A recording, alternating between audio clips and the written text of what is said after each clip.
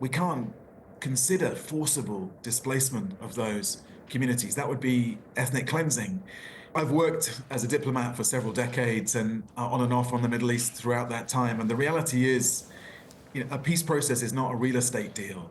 And you don't, statecraft is not reality TV. The situation is much, much more complex.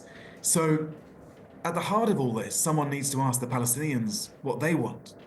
We can't consider forcible displacement of those communities. That would be ethnic cleansing.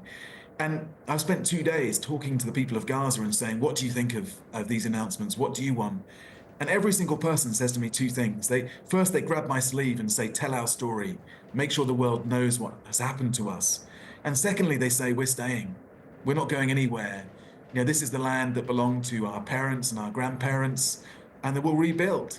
And amid that despair and desolation, that's the inspirational thing, really. You see people making that walk back, particularly to the north of Gaza, with these tents on their back that we've provided them, with their camp burners to heat food on, with their few possessions, a jerry can of water, but they're heading back to their former land and they're ready to rebuild.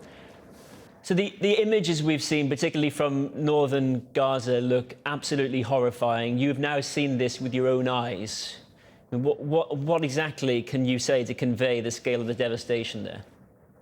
Well, it's worse than I'd feared, and I had feared the worst. It is apocalyptic, and particularly that contrast, because I came in from the north, so you go straight from southern Israel into the most horrific epicenter of conflict, and you drive for miles and miles, and all you see is rubble, and you can't tell whether that rubble is homes, schools, hospitals. Even colleagues of mine, staff who have gone back, are having to use the GPS, use sat-nav to find their house, or the remains, the rubble of their house, because there are no landmarks left to navigate by. So it's truly grim, and people are picking through that rubble looking for their dead relatives.